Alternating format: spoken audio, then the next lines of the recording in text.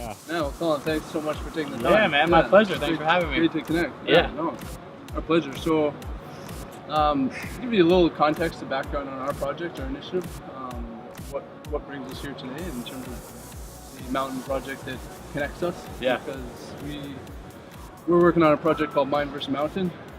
The idea is to climb some of the world's biggest mountains to raise awareness for mental health in young people. So a similar connection to yours, Yeah, with absolutely. the childhood obesity. And, Yeah. I climbed Aconcagua last year, we climbed Denali last year. The goal is to summit Everest. And myself, I was diagnosed with schizophrenia in 2007.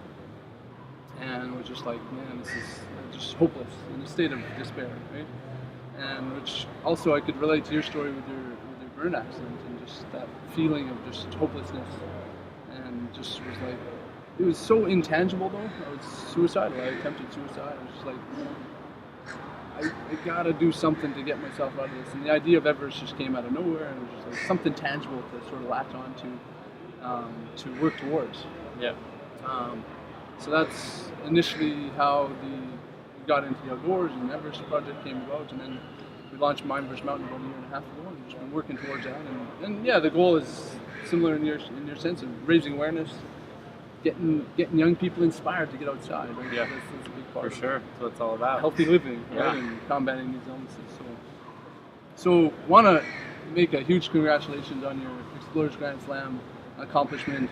139 days? 139 days, yeah. For the 7 summits, highest peak on each continent. Yes, plus the expeditions to the North and South Pole across the last Wow. degree. Yeah. Wow. Yeah. How does it feel to have that completed?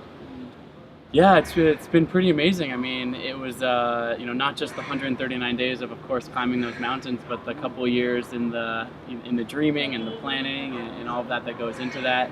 It was amazing to have that all kind of come together and successfully set these world records. Was a dream come true for me. But just like you said, sort of the bigger purpose around that of for us it was a project around inspiring kids everywhere to get outside, move their bodies, and live active, healthy lives. Because I fundamentally believe that when kids are more active and more healthy, they succeed just across the board, and that's pretty well backed up with science. So just kind of trying to do my part to use the sort of media and social media as well as kind of hands-on approach with kids to be able to tell my story, share that narrative, and inspire others, and to see that grow and come to life was really been a special thing for me. Yeah, and you call the project Beyond 7-2. Yeah. And how can you share a bit of how that came to be, what that represents, and how that? Yeah, so the project's called Beyond 7-2, and that lives on to be the name of my nonprofit, Beyond 7-2. And the name really originated with the Grand Slam, of course, as you said, is the 7 summits and the 2 poles, and so that's kind of where this number 7 and 2 comes from. But to me, the word beyond really means that it wasn't just about Colin O'Brady. It wasn't like, oh, this adventurer guy is going to set this world record. It was much more bigger beyond that. So the scope was always a larger in focus of that. So I feel like that the beyond word really drives the essence of the sort of larger magnitude that we were trying to accomplish. Yeah. Now you had a pretty pivotal turning point earlier on in your life. I believe in 2008. Yeah. You were in Thailand, and your life changed a lot at that moment. Do you want to share a little bit about that? Yeah. So in 2008, I was traveling. I just graduated from college. And I had been painting houses in the summer to save up a little bit of money. I hadn't been able to travel a ton in my earlier life, and I just always, kind of had the travel bug, wanted to explore. So I took a surfboard and a backpack and a tiny little bit of my life savings, basically, to see if I could go very cheap on a shoestring, travel around the world. And it was an amazing experience. I ended up actually meeting my now fiance, that was 10 years ago, on that trip when I was in Fiji. Went to Australia, New Zealand, but I ended up in Thailand, and unfortunately when I was in Thailand I was severely burned in a fire. I was partaking in a local activity of jumping a flaming jump rope, which sounds ridiculous, as but it is fairly common in Thailand. It's not like I just made this thing up. Lots of people participated in it every night, and of course in hindsight it was not a very smart thing to do, but the rope wrapped around my legs, lit me on fire to my neck. I could go on and on about the story, but the long story short is I ended up in Thai hospital for several months, being told I may never walk again normally. I was in a rural part of the islands there, so I was driven down a dirt path on a moped, tiny little one-room nursing station, There was a cat running around my bed in the ICU when I was undergoing surgery. So basically, not a place that you really want to find yourself. Yeah, imagine. Yeah, so a scary moment for me, to say the least. Yeah, I'm fascinated because knowing your story now and what you've done since then, like I'm just so fascinated of what was going through your mind during those first few days of despair and just like horror tragic event in your life. Like what was your mind? Where was your mindset at, and what were some of the dark thoughts that went through your mind that you had to overcome? Yeah, I mean, I think the word you used, despair, there is perfect. Traumatic, devastating. I really, had been a very active person throughout my childhood. I've been an athlete, and here I am, 22 years old, sort of on the precipice of adulthood.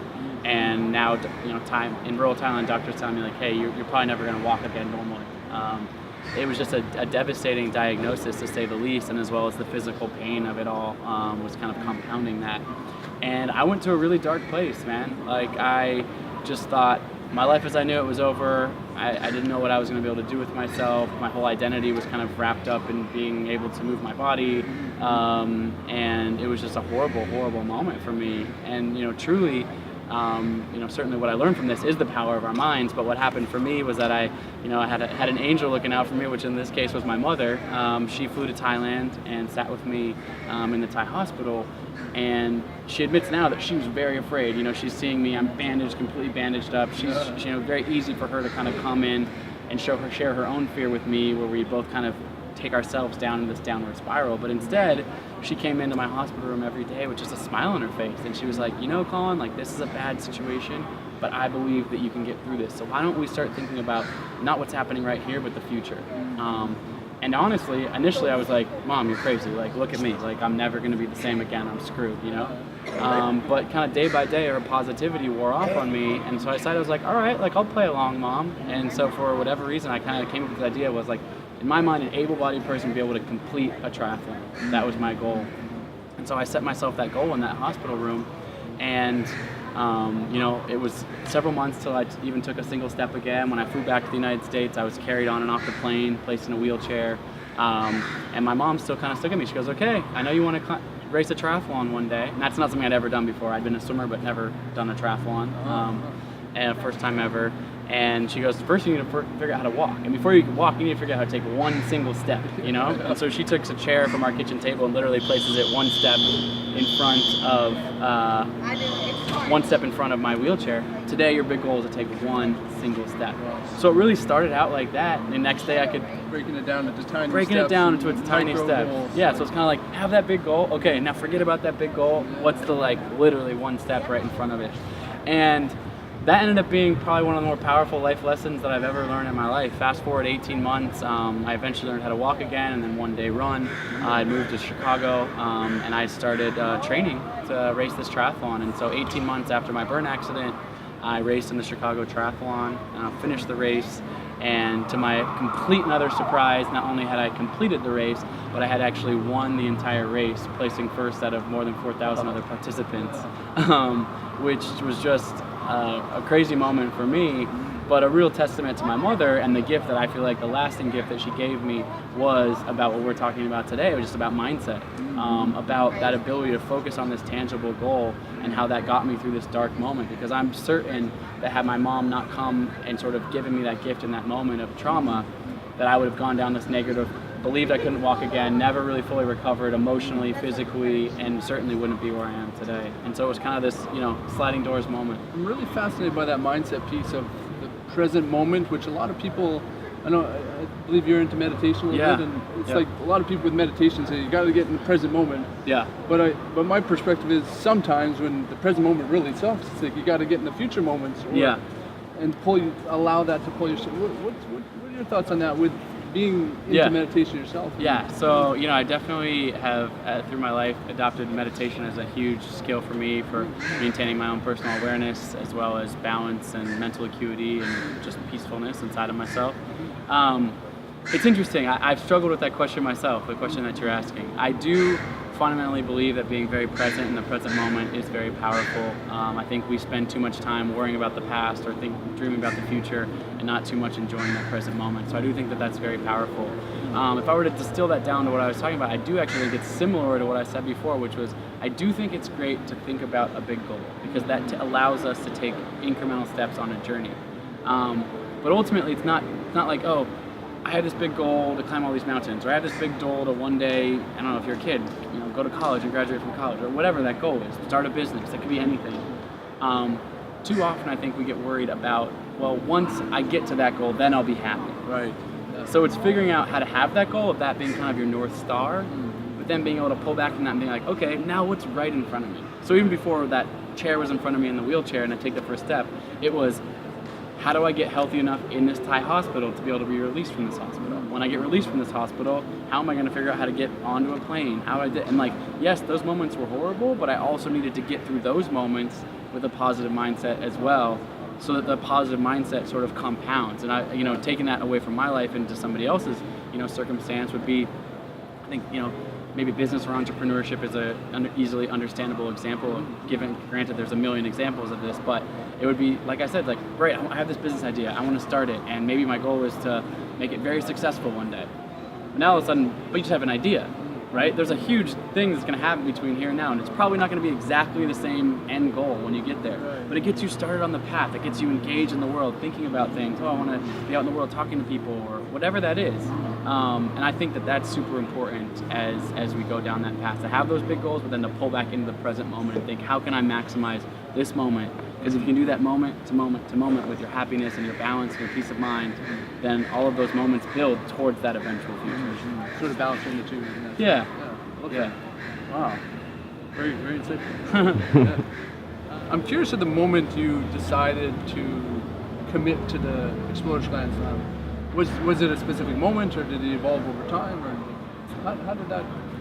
So it was, like I said, it was a tremendous surprise for me in 2009 when I won the Chicago Triathlon. Would have been surprising no matter what, but certainly coming off this injury was a huge surprise to me. But that also afforded me this opportunity to become a professional athlete, which had been a childhood dream of mine. So I left my job in finance that I'd only been working for a short period of time and became a professional triathlete, which allowed me to race in 25 countries, 6 different continents, an incredible life experience.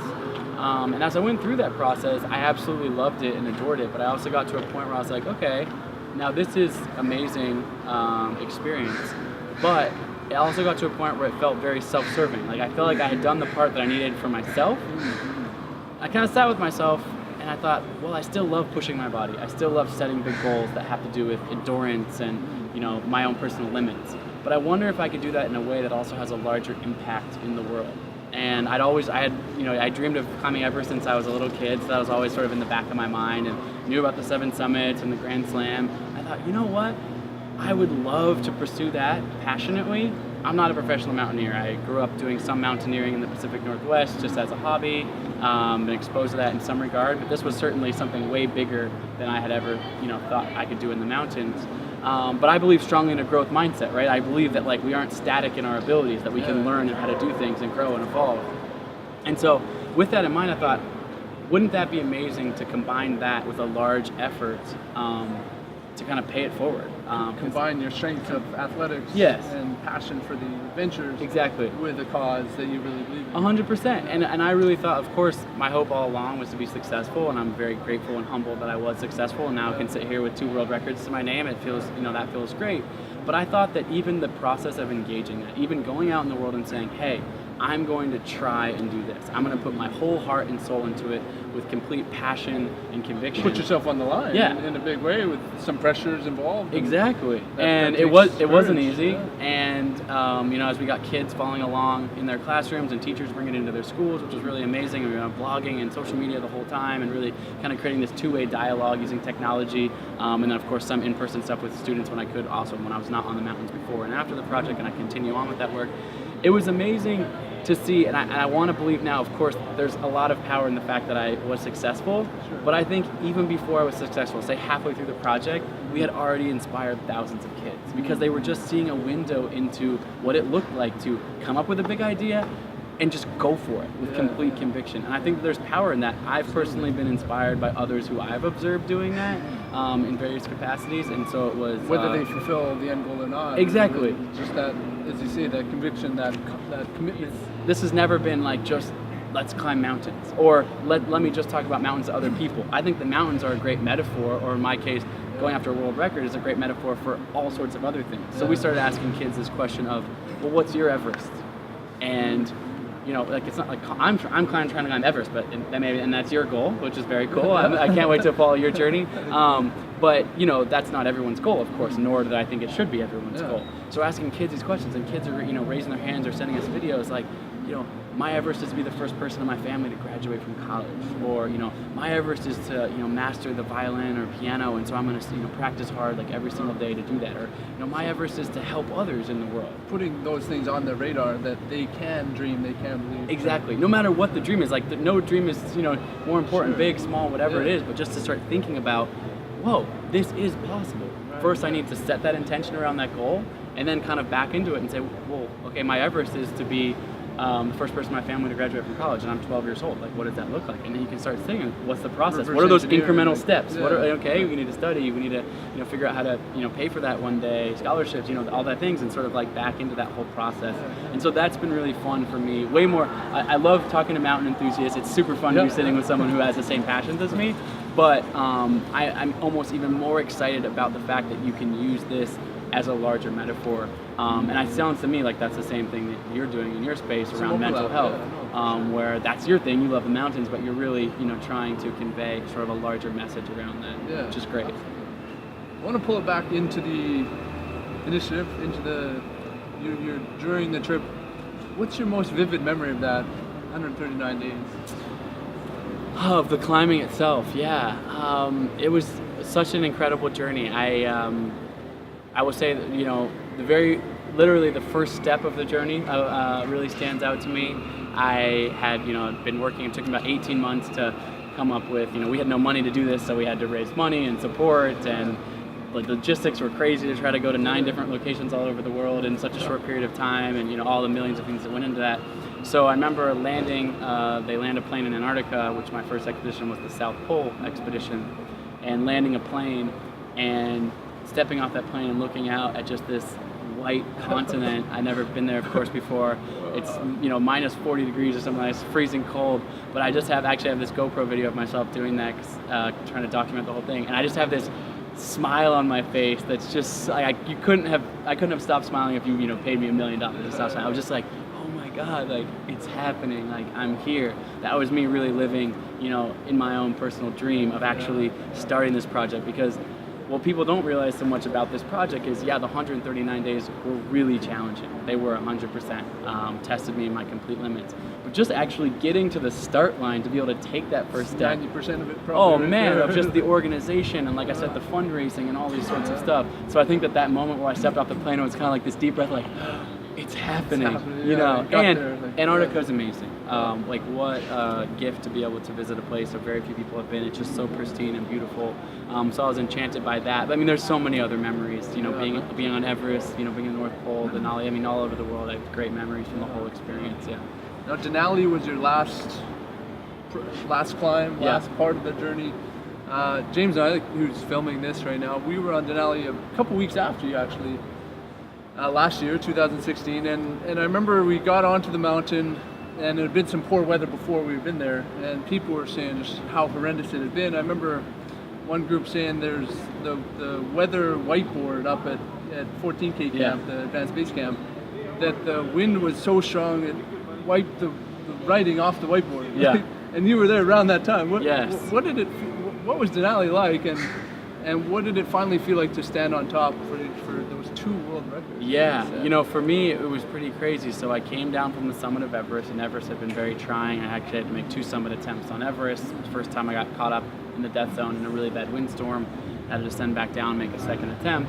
And after summiting Everest, I came back down, and Jenna, who's my fiance, who we ran this whole thing together. She's very worthy of being mentioned here, because this is definitely not a one-man thing. This is a team operation, and she's at least 50% of the success is deserving credit to her. But she'd been sort of tracking on the world records and the timing and all that stuff, and I'd been very focused on the climbing. And I call her on the sat phone and tell her that I've made it to the summit of Everest and I just have one more expedition left.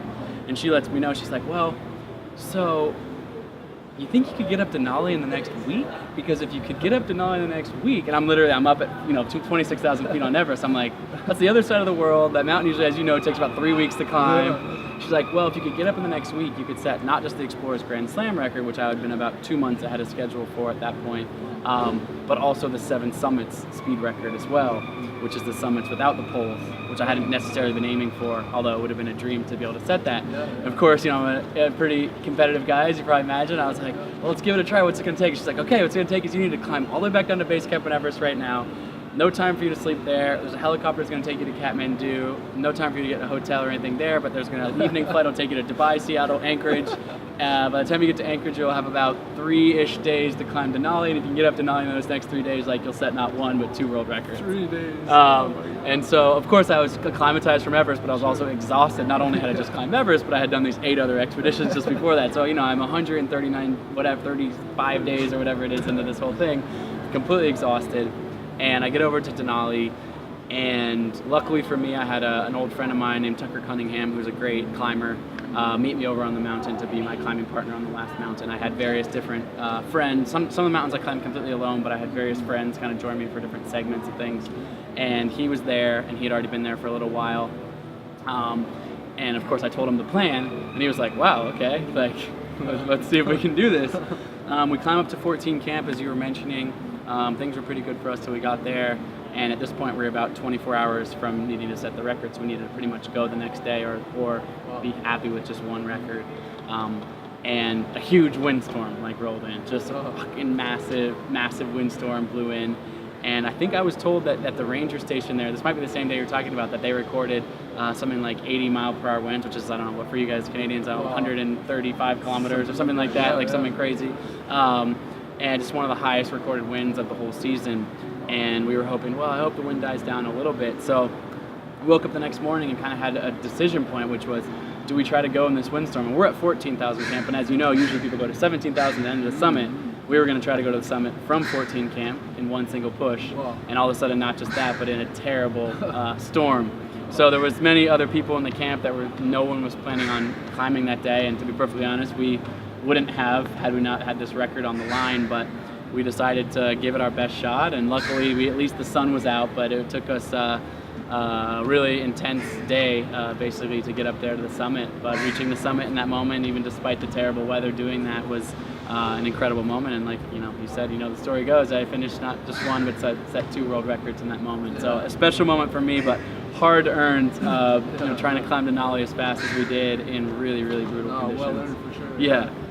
So. And I'm fascinated by that mindset of the risk involved, because it sounds like there was a few moments during the various climbs with some sketchy conditions or risk involved. I know you had an incident on Everest, but fear is a real thing for people who struggle with their mental health, mountaineers, people in general, obviously.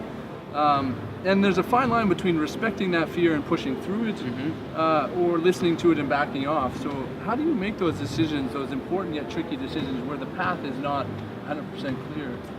Yeah, I think that a lot of mountaineering and a lot of things in life, as you mentioned, are really about assessing risk and risk management.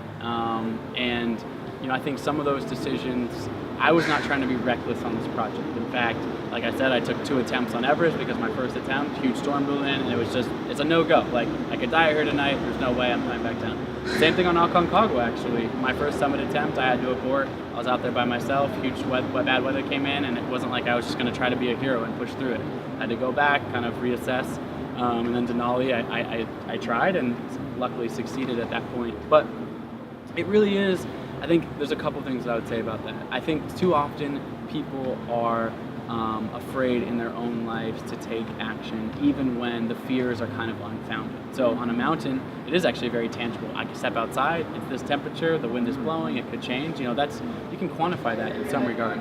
But too often than not, people's fears that hold them back are just just kind of almost made up, Imaginary. imaginary. Yeah. Oh, what is this person going to think of me, or what am I? What if this fails, or that are just not even. They're kind of nebulous. They're not even going to be able to kind of put their hands on it. And I think that does hold people back a lot. One thing for me in pushing through that fear, in particularly in the mountaineering context, is having sort of confidence in my own abilities. So knowing my own limits. And I also am interested in testing those limits. So you mentioned that. How do you push through that and set new boundaries for yourself?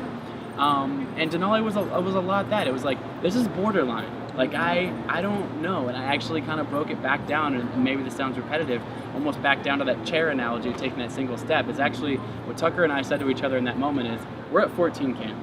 Best case scenario, this is going to take us 10 to 12 hours to get to the summit from here. Maybe it's going to be a 15-hour day round trip. It's a massive day, even if it was good conditions. From being there, that's a far ways to go. And I said, Tucker, do you think that we can climb for 15 minutes?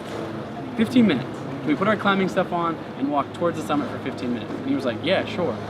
And we walked for 15 minutes. And then we was like, again, with our fears, am I a little afraid right now? We're a little further away from our tents. Yes, a little afraid, but also I'm feeling okay. Can we go another 15 minutes? And really, we kind of broke the mountain down into these little segments, and we're reassessing the risk throughout that the entire time. How are your hands? How are your feet? Are you too cold? Do we have enough water? Sort of kind of like this checklist, constant checklist in the mountains. So that applies specifically to the mountains, but I do think that applies to other things, which is, again, when you have these big dreams or big goals, I can't do that. That's not good enough for me. But like, can you do that first step to do it? Take the pressure off. Take the pressure off of the huge goal. Yeah, the overwhelming. Exactly. And I was proud at first that we just got out of our tent and tried. Yeah. And then I was proud that we made it to the fixed lines, up there. And then I was proud that we made it to the ridge. Yeah. And I was proud that we got to 17 camp. And it was kind of like, each one of those steps was like, wow, we're making our way in this, rather than fearing the sort of, we could die, it could be the worst storm in the world, it could be like, kind of overblowing the whole set of circumstances. Yeah. Wow. So, we had a similar experience on our summit day, actually. It was a cloudy day, and the visibility was zero, and teams were turning around, and we actually regrouped at one point and just said to each other, it's a similar thing, like, how do we feel? Are we lost? No. Are we super cold? No. Are we super tired? No. Well, let's keep going. As you say, similar sense of break it down into small chunks. Yeah. And we got there, but and I think you said something super important and powerful, which is you kind of regroup with your team. Mm-hmm. And I as well did with Tucker, as well as I mentioned on Everest, being on the satellite phone with Jenna and other people. To me, that's hugely important. There's something super valued about having your own personal self-confidence, and I believe that that's tremendously valued. You kind of have to have that yourself. But I think the power of a team, the power of bouncing ideas off other people, can't be understated at all. For you guys, it's like sometimes we are capable in our own minds of winding ourselves up. And as you just mentioned, I love picturing you guys. I can picture you right in that moment, kind of regrouping, standing next to each other, be like, how are you feeling? Are you like, oh, actually I'm not that cold. You kind of have, it sounds so basic. But I think that can be, in a human way, can be developed, across the board, of just kind of checking in with somebody, checking in with a friend. When one of the reasons when I'm in classrooms with kids, I have them, raise their hand and share what their Everests are. It's not only for them to say, my Everest is this, so that they can feel it themselves, but it's actually so their peers can hear them say it. And then I say, accountability. And I'm like, now, a week from now, the person next to you, when they raise their hand, said, like, ask them how it's going. Like, you raise your hand in front of our entire classroom, our entire gymnasium, and said this. And so that accountability and that two-way dialogue, because there's so much to be learned from others and peers and teamwork and all of those things collaborate to make all of these, vast goals happen. Amazing.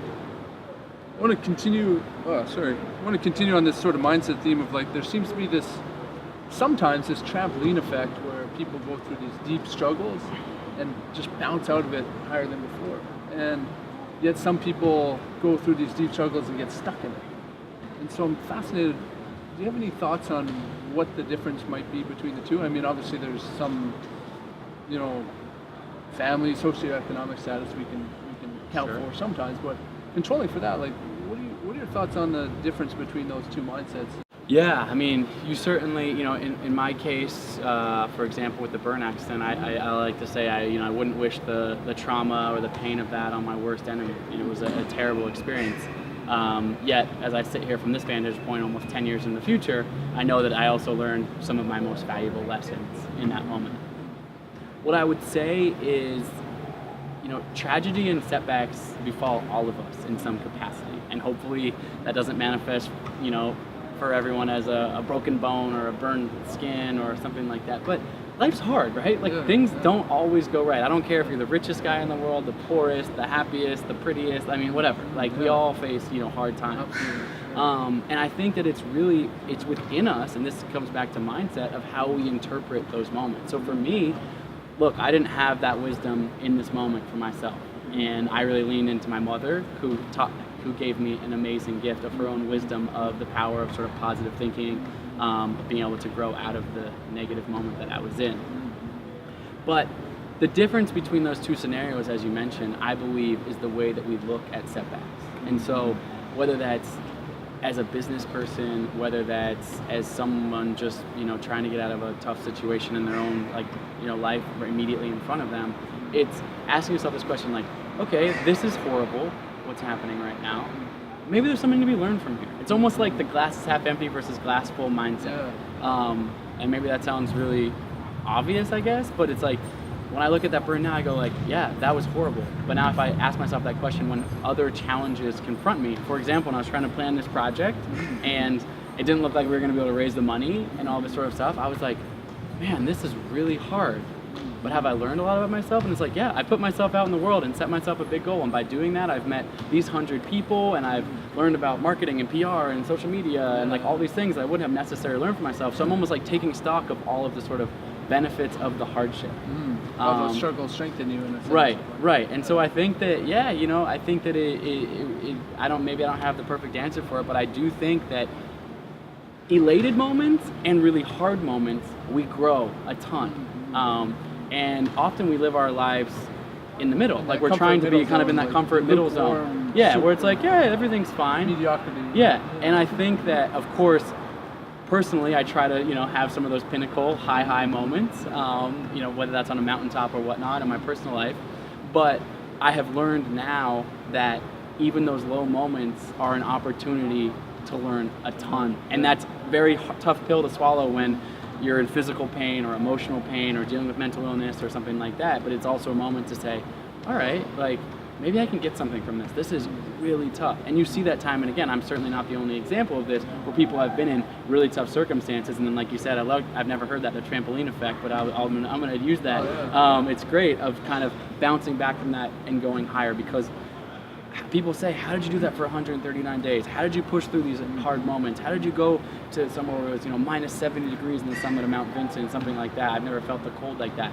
And the truth is, by going through the hardship of the burn, the pain you felt, yes, like it recalibrated it. Yeah, like I was like, oh, this is really tough, but it's not as bad as being in this hospital bed, or it's not as bad as this thing I've experienced. And it made me able to reach a little bit further into my own potential. And I believe as humans, we have reservoirs of untapped potential. I think I personally have reservoirs that I haven't even tapped into. That's why, for me, it's not like I did this record and kick my feet up and say, oh, now I'm done. Like, I think I'm just getting started, of trying to finding my own boundaries, my own limits, and continuing to grow. And too often, I think that we think, oh, I'm this way, and that's just the way I am, rather than this growth mindset of being able to continue to grow and evolve and learn and get stronger and better and interpret things differently. And I think all these opportunities, and particularly hardships, are opportunities to grow. I love that. Yeah.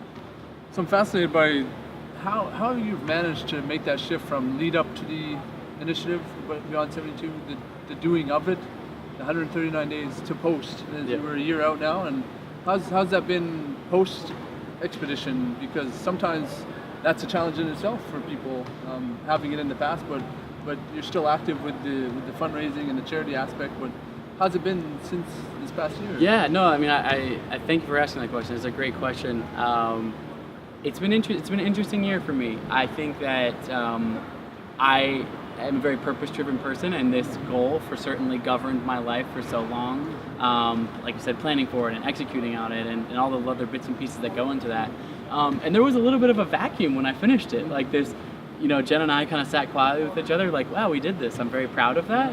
And certainly humbled by the amount of media attention and certain opportunities that have come our way as a result of that. But at the same time, there's been a moment of kind of like, well, now what? Like kind of like this, like, when you're so focused on something and it's not there. But it's, again, that's been a great opportunity for me to grow and realize how much I value having tangible goals in my life, how that sort of kind of gives me a North Star or a place to point my direction and my energy. As well as, it's been, my hope always was with this project, and that's why we named it Beyond 7-2, that this would live on beyond just this one project. And it has taken me, to be honest, it's taken me about a year to figure out sort of what all those pieces are and how they all interplay with each other and how I can, get my story out there and be proud of that in a number of different ways and still feel really, passionate about what I'm doing. But, that's been part of my learning this year, part of my own journey. And so now it's really a great place to, again, like I said, as I'm proud of this accomplishment, start to think about what are some other expeditions I can do that have value for me, as well as, in a larger sense. How can I continue the work in the community that's really, I'm passionate about, and I've continued to do that throughout the years, visiting students in schools, both virtually and in person. As well as, other things. I was fortunate to give a TEDx Talk a couple months ago that recently went up online. Maybe you guys will link share it, but that to me that was a great. I've always been a fan of TED, but to be invited on that stage to share my story, to share a singular idea, really has focused me a little bit about what's the essence of what I learned. Because again, going back to the idea of I think mountains are great. I personally am passionate about them, but I don't meet everyone on the street and expect them to just have the same passion. But I do think there are some human elements of what I went through that are transferable. And so for me, putting some inspiration and positivity into the world, sharing what I've learned in a way that others can sort of take home has really been powerful for me. So, my metrics of success around some of that is not when someone comes up and gives me a pat on the back, like, oh wow, you set 2 world records, I'm so proud of you, that's so awesome. Whereas they go, I was listening to your story, whether it was my TED Talk or in a different media format, and they go, that made me think about, I'm going through this hard time in my life. My husband was recently diagnosed with cancer, and, it's gonna, maybe it's even curable, but it's gonna be a hard road of recovery and it's gonna take a huge toll on us financially and all these sorts of things. But this story has given me the strength to, fight through some of those harder moments. Or, a young person coming to me like, I've had this idea for this business, and but I've just been hesitating and I'm scared to start it and I don't know where to start. And your analogy about taking that first step has realized tomorrow I'm gonna log on and I'm gonna register the website. It's one little thing, but it's that first step in the right direction. And so for me, that's where I find a lot of joy in this entire process in the year afterwards, as well as learning from that about what I want to do forwards is I still have my own personal goals and passions. And now I've been given a platform to be able to not only execute some of those goals, but in a way that has a larger reach for others and can have great impact in the community and beyond. Love that. Yeah. And in addition to that, there's a huge charity component to your initiative. Do you want to share a little bit about that? Yeah. So we started a nonprofit, which is now lives on. It's called Beyond 7-2. And during the project, we had a great partner, which was an organization called the Alliance for a Healthier Generation, which is a great nonprofit that's working mostly in the United States in basically 29,000 schools, 20 million kids nationwide.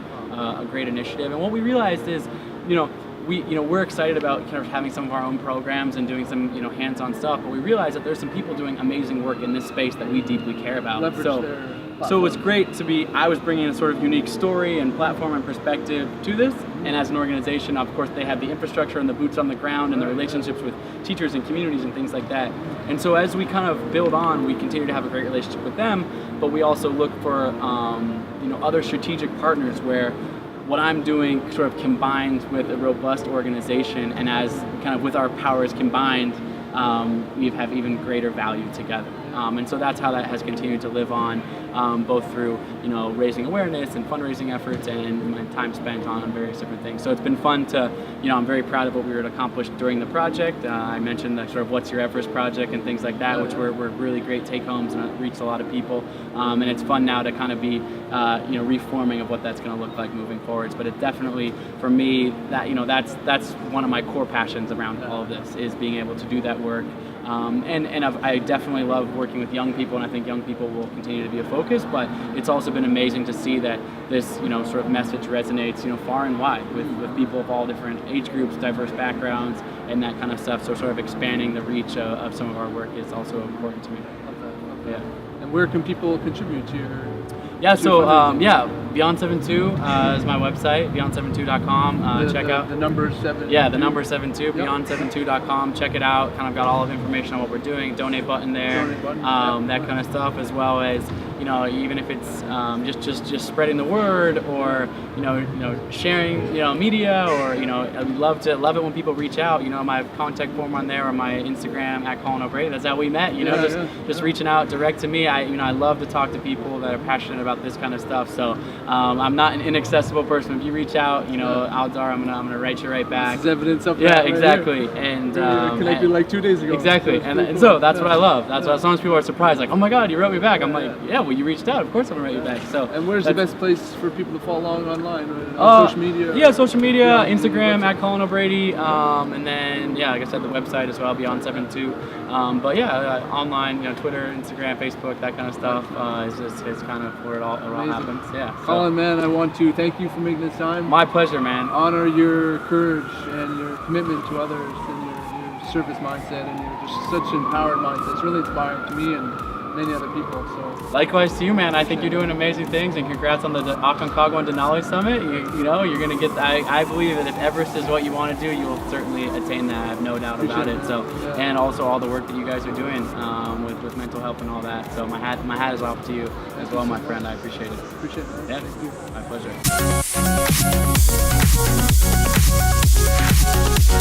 pleasure.